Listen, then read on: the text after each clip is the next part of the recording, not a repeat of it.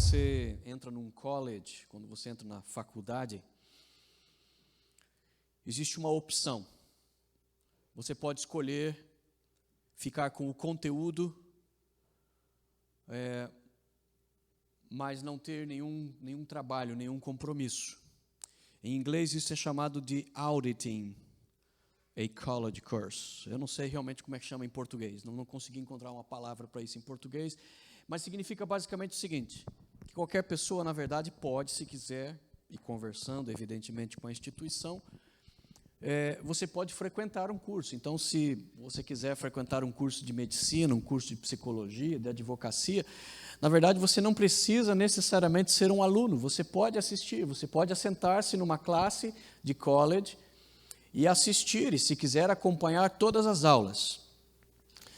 Porém, nessa condição, sem se inscrever, sem se qualificar, você está ali apenas para adquirir conhecimento, por curiosidade ou por desejo de mero conhecimento acadêmico, mas não, você não terá, na verdade, você não se submeterá a nenhum teste, você não terá obrigação nenhuma de fazer nenhum homework, você não passará por nenhuma avaliação e nem poderá também ter nenhuma participação ativa em sala de aula. Você está ali como ouvinte.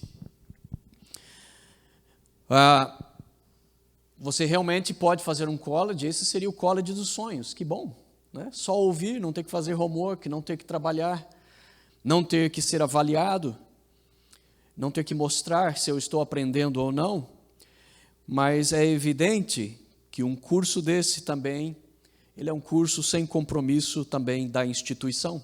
Ele é sem compromisso da sua parte e, consequentemente, ele se torna sem compromisso por parte da instituição. Consequentemente, sem créditos e sem direitos. Você poderá ter frequentado tantas aulas quanto um aluno regular, entretanto, você não terá adquirido nenhum crédito ao ter simplesmente sentado numa classe de aula apenas para ouvir, mas não de fato se integrar, fazer parte daquilo. Com o reino de Deus funciona basicamente a mesma coisa. Nós temos a opção de entrar na faculdade do Evangelho e nos formar, e com todos os direitos que esta faculdade tem a nos oferecer. Ou nós podemos simplesmente sentar e apenas ouvir sem nenhum compromisso, sem nenhum envolvimento, sem nunca passar por nenhuma avaliação e, consequentemente, nós também não receberemos nenhum crédito, nós não teremos nenhum benefício e nós não teremos direito a absolutamente nada. Quando falamos do Evangelho de Jesus Cristo, quando falamos do reino de Deus, existem pessoas que afirmam amar a Deus, crer em Deus, mas tudo isso é muito genérico, inclusive Deus. É comum nós ouvirmos nas ruas, nas praças, todo mundo ter algum tipo de profissão de fé em Deus, ainda que hoje vivamos um tempo de crescimento do ateísmo. Esse ateísmo ainda é uma incrível minoria em relação à população mundial. A esmagadora maioria da população mundial acredita, crê num ser divino, acredita numa divindade. Mas essa declaração de fé nesse Deus é um Deus extremamente genérico, que realmente não pode trazer nenhum grande benefício para nós. As pessoas dizem, eu também sou filho de Deus, eu creio em Deus, Deus me abençoe, mas que Deus é esse? Porque com um Deus genérico, você não poderá alcançar nenhuma vitória, nenhuma bênção específica. Jesus, ele é reverenciado por esta geração como o mestre por excelência, como a melhor demonstração de amor e compreensão. E as pessoas então fazem uma separação de Jesus e da igreja, dizendo: eu quero o seu Jesus, mas eu não quero a sua igreja. Foi mais ou menos isso, mais ou menos com essas palavras que Gandhi afirmou.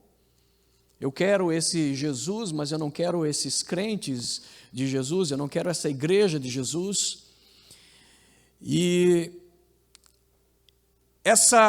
esse assentar simplesmente na faculdade do Evangelho e ouvir, não importa quantos anos sejam, ela pode te trazer conhecimento, assim como um aluno que se assenta sem compromisso numa sala de aula, mas no final você não terá nenhum crédito, nenhum direito.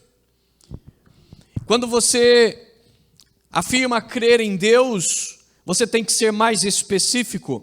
A Bíblia desafia todas as crenças. Isso é politicamente incorreto, mas a Bíblia não está nem aí com isso. O Espírito Santo não está nem aí com esse problema. Isso é um problema dessa geração, cheia de dodói, cheia de mimimi. Tudo me ofende, tudo é politicamente incorreto.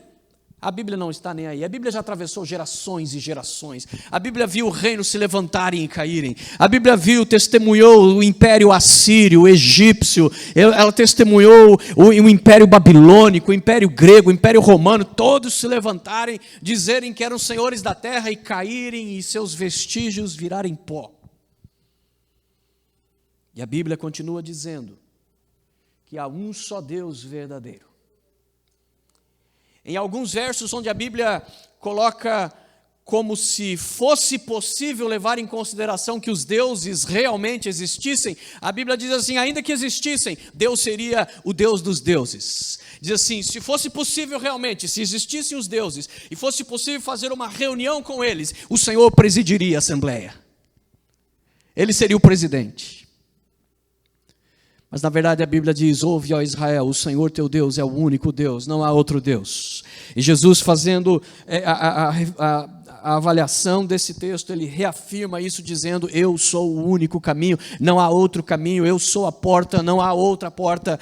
Não adianta você vir com esse papo, com essa história: eu creio nisso, eu creio naquilo. I'm sorry. Mas se você quer salvação, a salvação está em Jesus Cristo. Por isso esse seu Deus tem que passar a deixar de ser um Deus genérico. Quem é o seu Deus? O meu Deus é Jesus Cristo de Nazaré. Esse é o meu Deus, é esse em quem eu creio. Porque é esse Deus que a Bíblia fala em Atos capítulo 4, 12, que não há salvação em nenhum outro nome nos céus ou debaixo dos céus, na terra ou debaixo da terra, em que o homem possa encontrar salvação, a não ser no nome de Jesus Cristo. Então, em primeiro lugar, a sua afirmação de conhecimento de Deus tem que ser de um Deus específico, tem que ser de Jesus. Mas aí a coisa começa a complicar para você, se você é daqueles que só quer se assentar e apenas ouvir, mas nunca de fato ser avaliado, nunca de fato participar, nunca de fato fazer o seu homework do Evangelho. Porque esse Jesus, então, que você diz que crê, ele próprio desafiou as pessoas dizendo: por que você me chama de Senhor se você não faz o que eu mando?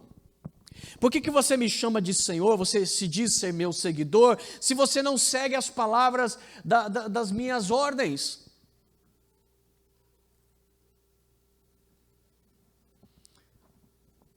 Amar, de acordo com a Bíblia, é obedecer. Amar é muito mais uma ação do que um sentimento, à luz das Escrituras Sagradas.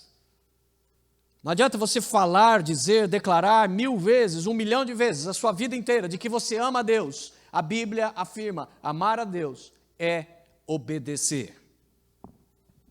Não adianta você dizer que você crê. Crer na Bíblia é confiar. Confiar ao ponto de depender. Depender de Deus.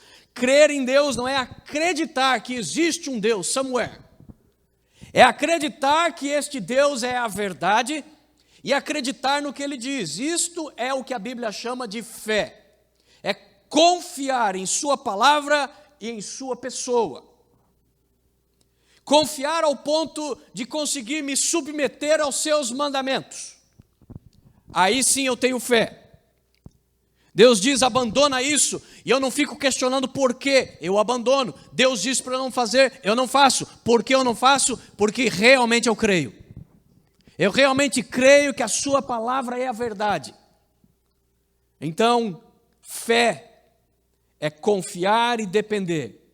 Se você não é capaz de confiar na palavra de Deus para obedecê-la, você na verdade não crê e não ama a Deus.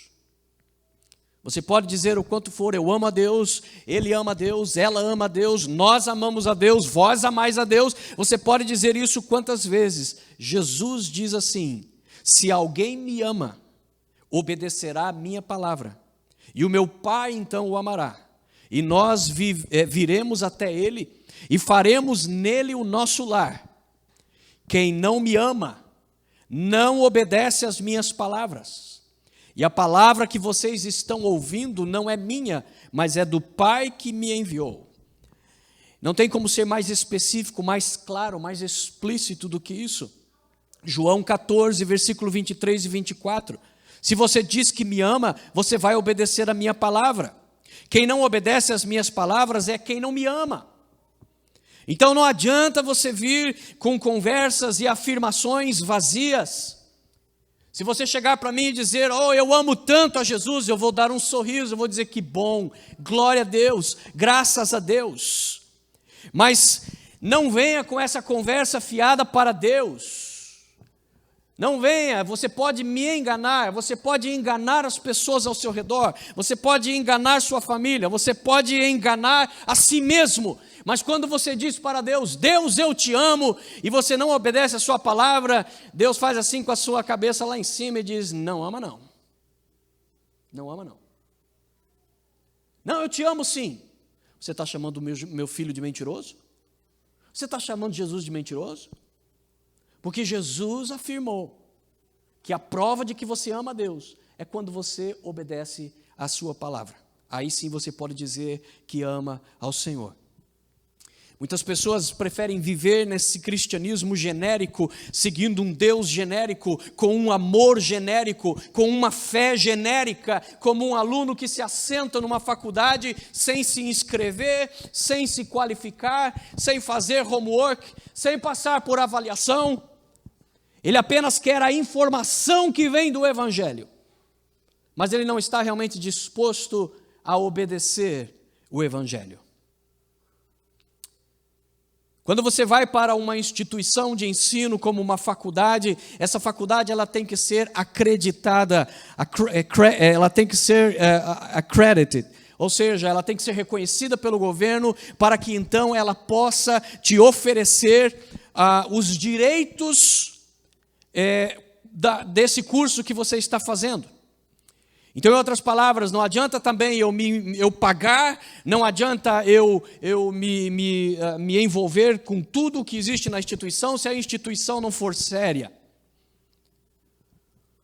Mas se a instituição é séria, ela tem o potencial e a autoridade para te formar. Ela tem, em outras palavras, o potencial de formação. Você não está ali apenas para adquirir conhecimento. Você está ali para se formar num profissional. Você está ali para ser treinado de tal maneira que quando você completar o college, você será um profissional qualificado, autorizado e com direito de exercer a sua função. Porque quando você está ligado, seguindo as normas e as regras exigidas por aquela instituição de ensino, aquela instituição vai te capacitar, vai te dar o reconhecimento e vai te estabelecer. Você vai sair dali como um médico legítimo, como um advogado legítimo, como um engenheiro legítimo. O Evangelho funciona da mesma maneira. O Evangelho é a instituição mais séria que existe. Ela foi fundada pelo sangue de Jesus. Ela é baseada na palavra de um Deus que não mente. O Evangelho é fundada no caráter do próprio Deus. É a formação, é a instituição mais capaz que existe no universo para formar o ser humano. E ela não te forma apenas como médico, como advogado, como engenheiro. Ela te forma como filho de Deus, sacerdote, rei, embaixador, profeta, homem e mulher de Deus. O Evangelho não é para te trazer mera informação. Você até pode adquirir só informação, mas você não receberá nenhum crédito, você não receberá nenhum direito. Ao final, você não será um filho de Deus, ao final você não será um sacerdote, ao final você não será um rei, uma rainha, um príncipe, uma princesa, um embaixador, uma embaixatriz, um sacerdote, uma sacerdotisa. Não, você não será nada. Você será um religioso, com a cabeça cheia de informação que não serve para nada. Porque quando nós nos sentamos nas aulas do Evangelho apenas para pegar informação, esta informação, mera informação, ela não tem capacidade de operar absolutamente nada útil na nossa vida. Enquanto nós não conseguimos descer isso para o coração e dizer, Senhor, eu quero aprender, eu quero me comprometer com esse curso do Evangelho, nada vai acontecer. Você nunca vai se formar. Agora, a instituição é séria e ela tem a capacitação de te formar. Quando alguém se submete à escola do Evangelho, quando alguém se submete à lição desse livro sagrado, permitindo ser avaliado, ser testado, se comprometer, se envolver, fazer o seu homework, então você será formado num bacharel de vitória, num doutorado de conquistas. Você se tornará vitorioso e com direitos. Você será formado no caráter à semelhança de Jesus Cristo. Você será alguém reconhecido pelo próprio Deus. Existem pessoas que estudam em algumas faculdades, algumas escolas, que elas não são reconhecidas pelo governo, elas não são acreditadas pelo governo.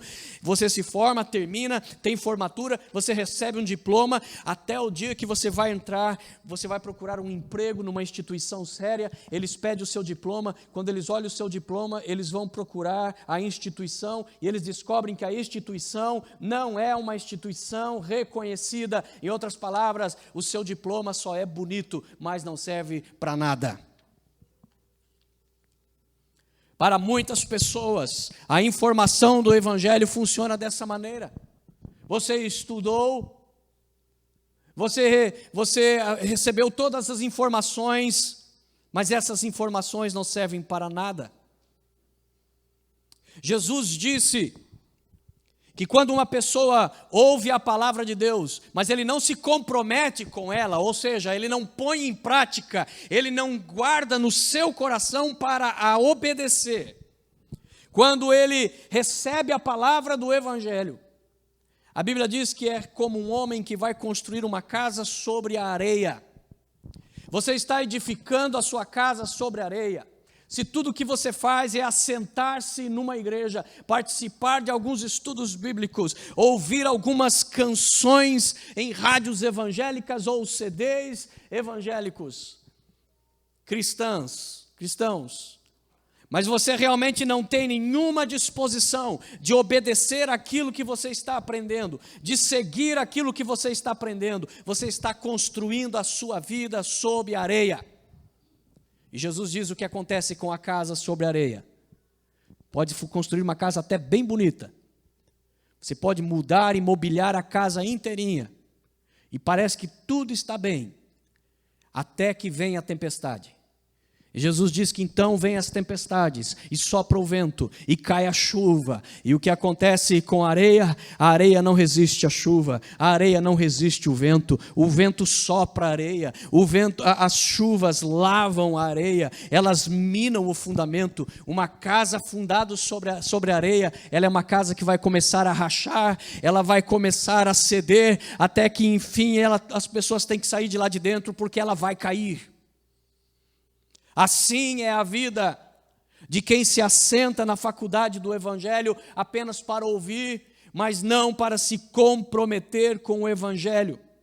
Diz que ama, diz que crê, diz que serve um Deus, mas tudo isso é genérico, sem compromisso, sem levar a sério aquilo que Deus está colocando para você.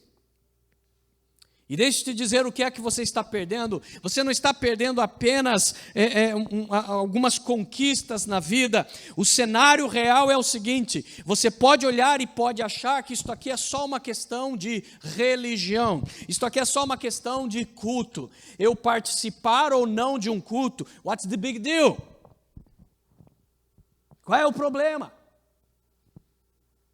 Eu estava vendo uma reportagem do Globo Repórter que falava sobre um desses países lindos lá da Europa, e ali eles é um dos países do mundo com menor índice de cristãos, e ali eles diziam que eles têm um ditado que é melhor você estar esquiando pensando em Deus do que estar na igreja pensando em esquiar. Pode até ser.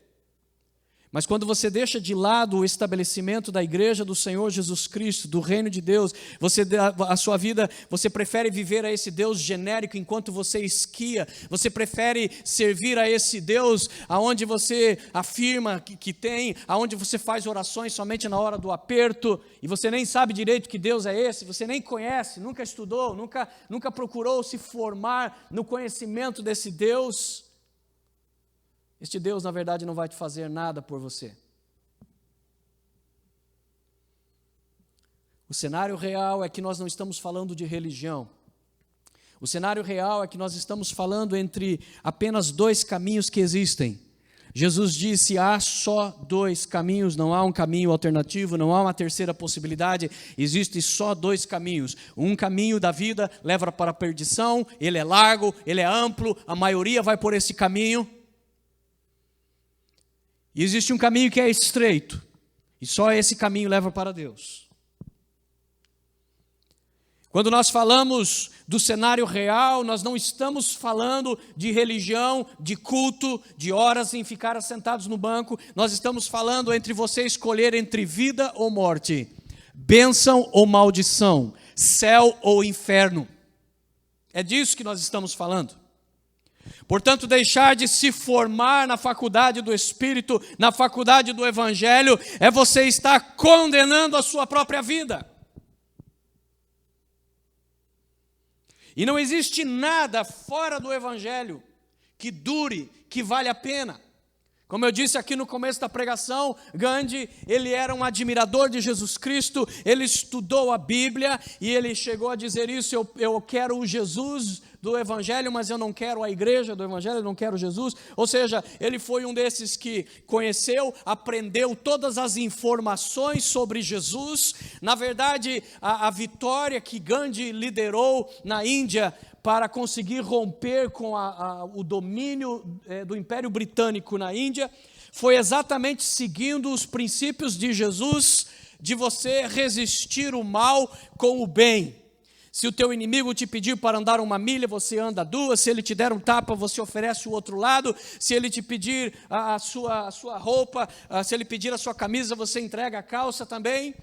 E foi isso que Gandhi fez. Ele começou a liderar a nação da Índia para resistir pacificamente, mas resistindo pacificamente ele conseguiu a independência da Índia. Por isso Gandhi entra para a história como um dos homens mais importantes da história. Entretanto, a geração de Gandhi, o próprio Gandhi, já não vive mais, já não existe mais. O que quer de benefício que ele trouxe para a sua geração é um benefício que já morreu com eles. Se o Gandhi tivesse se submetido à palavra de Deus, se convertido ao Evangelho de Jesus Cristo, ele poderia ter conquistado não só a independência da Índia, mas ele conseguiria trazer o Evangelho de Jesus Cristo à Índia. Aquela geração que seguiu a Gandhi teria aprendido de Jesus Cristo. Quando eles morressem, eles iriam morrer com o benefício de uma Índia livre, mas eles também morreriam com o benefício de uma vida eterna. Você pode ser um bom homem, o que quer que isso signifique, uma boa mulher, o que quer que isso signifique, mas se os teus caminhos estão afastados da obediência e submissão à instituição divina, tudo que você fizer vai virar pó. O melhor que você fizer nesta terra vai para a sepultura junto com você. Já para aqueles que se submetem à faculdade do Espírito e se formam nessa faculdade, na hora da sua morte, a Bíblia diz assim em Apocalipse: descansa em paz, meu servo, descansa em paz, minha filha, porque você vai para a sepultura, mas as tuas obras te acompanham. O que você faz salta para a eternidade de acordo com Jesus. Ele disse: se você, aquele que crer em mim, rios de água viva vão fluir do seu interior e vão saltar para a eternidade. Aquele que crê em Jesus e diz: Senhor, eu quero me formar na faculdade do teu evangelho, ele já começa a experimentar rios de água viva, transformação, coisas boas, modificações de caráter, cura de traumas, cura dos seus problemas. Ele começa a ver o Senhor moldando a sua vida, transformando sua personalidade, mudando o seu futuro, mudando as gerações da sua descendência. E ainda assim, quando morrer, ele morre tranquilo, porque ele sabe que o melhor ainda está por vir. Ele sabe que o melhor de Cristo não está nos muitos anos desta vida, mas está exatamente quando eu for encontrá-lo. Por isso Paulo disse: quanto a esta vida, eu prefiro estar vivo por causa de vocês, porque vocês precisam de mim, mas quanto a mim mesmo, preferia já estar morto, porque aí eu já estaria com Jesus Cristo. Mas não com a pessoa que apenas quer ouvir e não se formar. Jesus disse: aquele que crer será salvo e o que não crer será condenado. Mas volto a dizer, lembre o que crer significa. Crer é confiar e depender. Crer é obedecer. O Evangelho nos oferece muitos direitos. Quando nos formamos no Evangelho, nós adquirimos várias promessas de Deus, vários direitos que Deus nos concede. Em Jeremias 29:11 nós lemos: porque sou eu que conheço os planos que eu tenho para vocês, diz o Senhor, planos de fazê-lo prosperar e não de causar dano, não planos de calamidade, planos para te dar esperança e um futuro.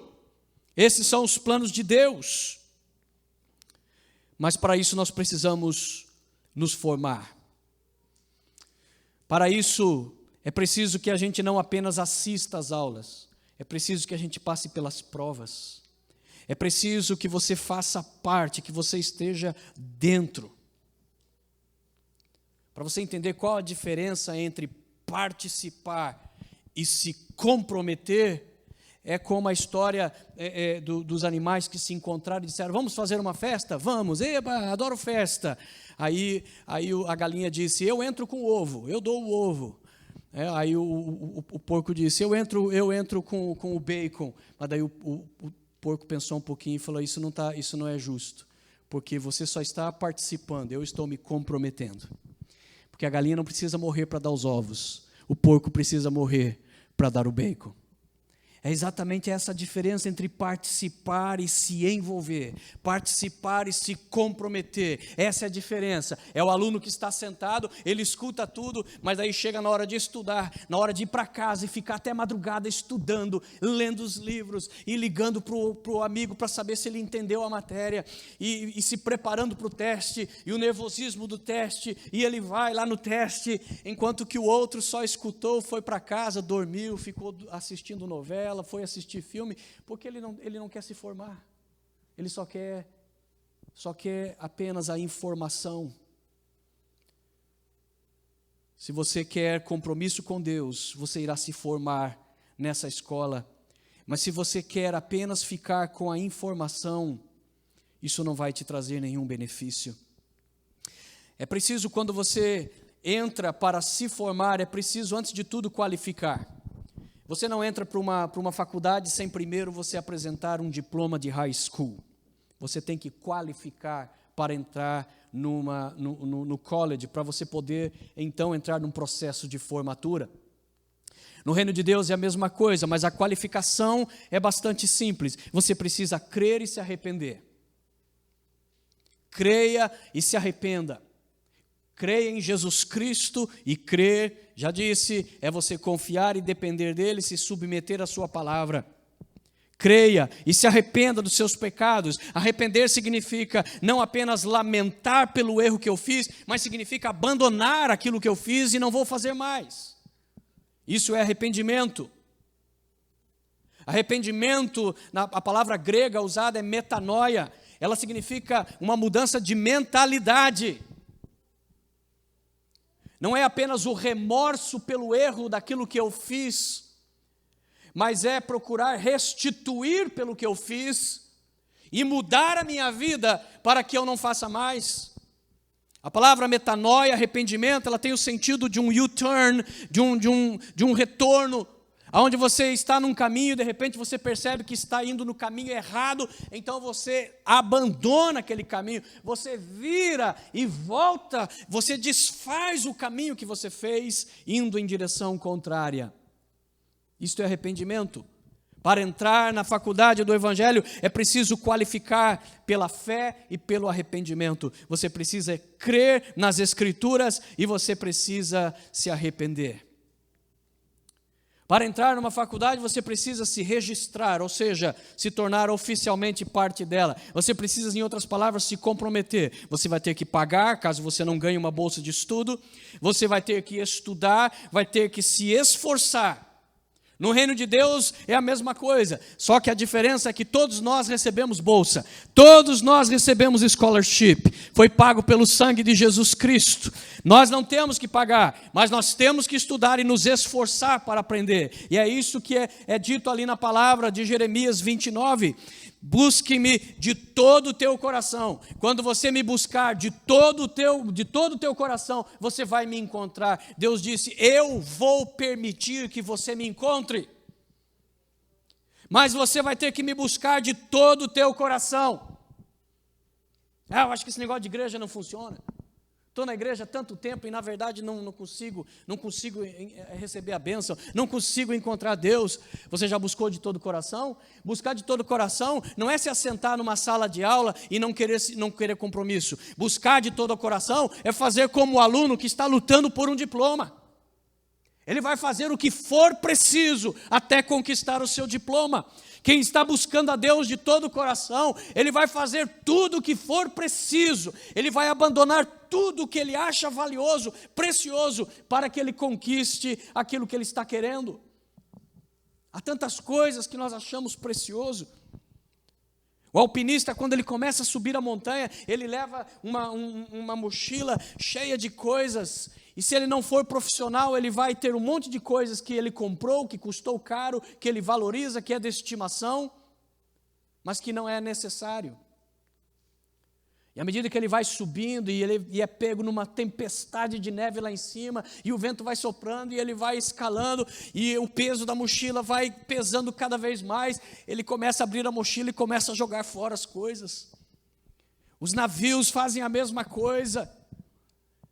Os navios, especialmente no tempo de Jesus, quando vinham as tempestades e o navio, eles percebiam que o navio era afundar, o navio era um cargueiro, ele estava levando uma carga preciosa, mas na hora que o navio arriscava afundar, a primeira coisa que eles faziam era pegar a mercadoria e jogar fora para aliviar o peso do barco. Assim, tantas coisas são preciosas na nossa vida, mas quando você levar Deus a sério, quando o maior objetivo da tua vida for realmente encontrar Deus, você começará a jogar fora todas as suas cargas preciosas, porque nada vai interessar mais a você do que seguir a Jesus Cristo. É preciso, portanto, se registrar na faculdade do Evangelho. É preciso se submeter ao programa. Você não pode fazer aquilo que você bem entende quando você está no college. Você tem que seguir o programa que eles exigem, para te dar os créditos que você precisa, para você se formar naquilo que você pretende. Da mesma maneira, é preciso nós nos submetermos ao programa de Deus. O que nós fazemos é agregar Deus à nossa vida, seguir a Deus, mas segundo os nossos ditames. Nós é que dizemos para Deus quais serão as regras, nós é que dizemos para Deus qual é o programa. Senhor, eu quero o Senhor na minha vida, eu quero a tua bênção, mas eu não quero que o Senhor toque nisso, isso aqui é bom, isso aqui eu gosto, eu não quero que o Senhor mexa nisso, eu não te permito tocar naquilo. E Deus diz: estou fora. Deus não entra nesse tipo de barco. Com Deus ou é tudo ou é nada. Ele diz: amarás o Senhor teu Deus de todo o teu coração, não parcialmente, mas de todo o teu coração, com toda a tua mente, com todas as tuas forças, com todo o teu entendimento. Deus não aceita menos do que isso. Deus não aceita que a sua vida seja uma vida onde existem quartos obscuros, onde você não permite Jesus entrar, onde você não deixa Deus transformar, onde você não se submete ao programa do Espírito. O programa da faculdade do Espírito, da faculdade do Evangelho, ela diz: você tem que seguir o que eu disser para você. Você não faz o que você quer e depois só pede a minha bênção. Você tem que descobrir o que eu quero e então você segue e eu te abençoo. Você precisa se submeter ao programa. A palavra de Deus ali diz em Jeremias 29:12: então vocês clamarão a mim, virão orar a mim e eu os ouvirei. Deus está dizendo: está aqui o programa. É a instrução do livro e a instrução direta do tutor divino. Você irá orar, você irá me procurar de todo o coração, aí você vai me encontrar. Caso contrário, você viverá sempre essa amargura de um cristianismo medíocre, de um cristianismo vazio, de um cristianismo que não transforma, que não faz milagre, não muda nada na sua vida. E ainda te agrega culpa.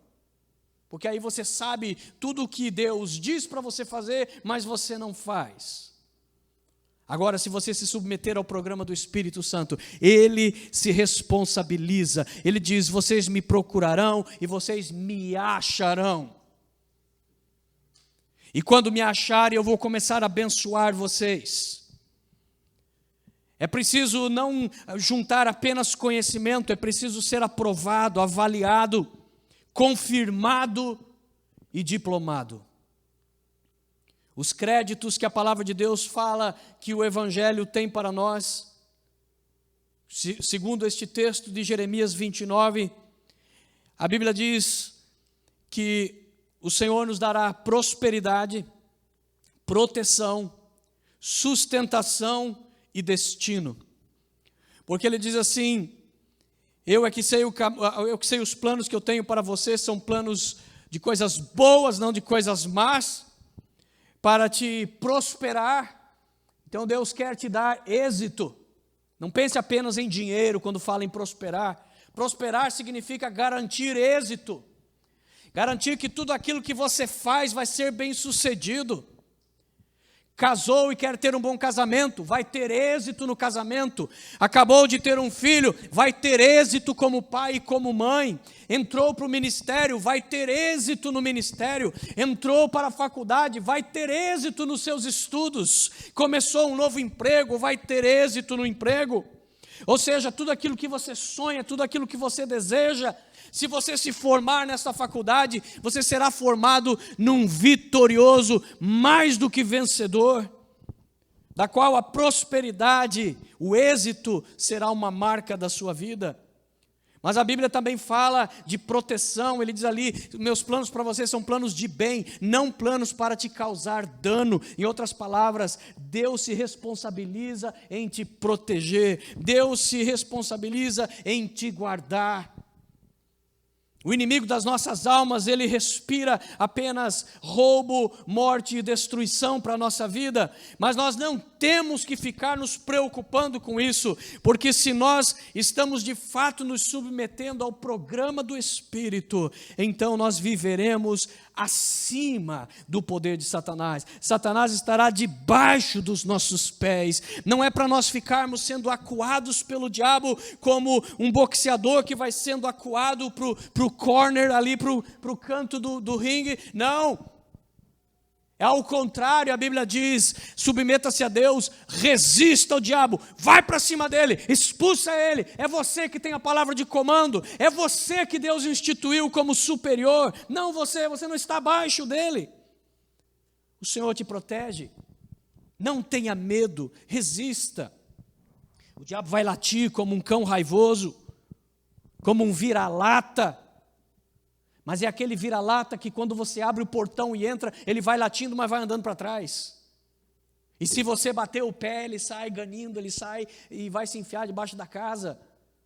Porque o diabo sabe que ele não pode com aqueles que têm o Espírito Santo de Deus nas suas vidas, aqueles que são chamados de filhos e filhas de Deus na face da terra. Creia nisso, creia na palavra de Deus, porque é isso que a palavra de Deus fala sobre você. Se você não apenas ouvir, mas não ser apenas ouvinte, mas praticante, se você não apenas assentar-se na sala de aula do Espírito para aprender, mas realmente se comprometer e se envolver com o programa, você irá se formar. Você terá prosperidade garantida, você terá proteção do próprio Deus, e se Deus nos proteger, quem é que pode nos atingir? Mas Deus também vai te dar sustentação. Ele diz assim, meus planos para você não são planos de mal, mas de bem, não para te causar mal, mas para te dar uma esperança. Esperança é aquele momento onde você ainda não alcançou o que você quer, você ainda está lutando por uma coisa, você ainda sofre por aquilo que você não alcançou. Pode ser uma enfermidade, pode ser um problema conjugal, pode ser problemas dos mais variados. O problema ainda não foi resolvido, mas Deus, Ele te promete te dar esperança. Em outras palavras, Ele promete te dar sustentação enquanto você atravessa o problema até você chegar na vitória que Ele te garante. Porque tem muita gente que fracassa não porque o problema era tão grande, mas é porque eles desistiram no processo da luta. Por isso a esperança é tão necessária, por isso a sustentação do Espírito Santo é tão importante. A Bíblia diz no Salmo 41, que aquele que se preocupa com o pobre, aquele que ajuda o pobre, a Bíblia diz que Deus estará com ele, Deus o protegerá, e diz que no momento da sua enfermidade, Deus vai fazer duas coisas. Primeiro, Deus vai sustentá-lo na sua enfermidade. Deus vai estar dando força para ele atravessar a enfermidade. E depois a Bíblia diz, e Deus o curará. Nós precisamos das duas coisas. Nós precisamos do sustento na hora do desafio e nós precisamos da vitória para que a esperança se confirme. Deus também nos oferece um destino, porque Ele diz assim, não para te fazer mal, mas para te dar um futuro, uma esperança e um futuro. Futuro todo mundo tem. O problema é que o futuro de alguns é negro, é difícil, é duro. Quando a Bíblia fala, eu vou te dar um futuro, é no mesmo sentido quando você olha uma pessoa trabalhadora, uma pessoa dedicada, e você fala assim, esse garoto tem futuro. Você está se referindo a um futuro abençoado, em outras palavras, você está se referindo a um destino. E é isso que Deus está falando aqui. Se você se formar na faculdade do Evangelho, você terá um destino, você terá um propósito. A sua vida não será como uma folha soprada pelo vento na existência deste mundo, não. Você terá um propósito. Deus fará de você um instrumento nas mãos dEle. Você não vai passar por essa existência como alguém que não sabe por que existiu. Porque quando você se forma no entendimento de Deus, Deus vai te dar um propósito para a sua vida. Deus também diz que então nós vamos clamar e o Senhor nos ouvirá. Ou seja, nós temos a promessa de que se nós nos comprometermos com o Evangelho, nós teremos orações respondidas, teremos a presença de Deus e teremos a nossa sorte restaurada. É o que diz no versículo 13 e 14, diz, vocês me procurarão e me acharão quando me procurarem de todo o coração. Eu me deixarei ser encontrado por vocês, declara o Senhor, e eu restaurarei a tua sorte.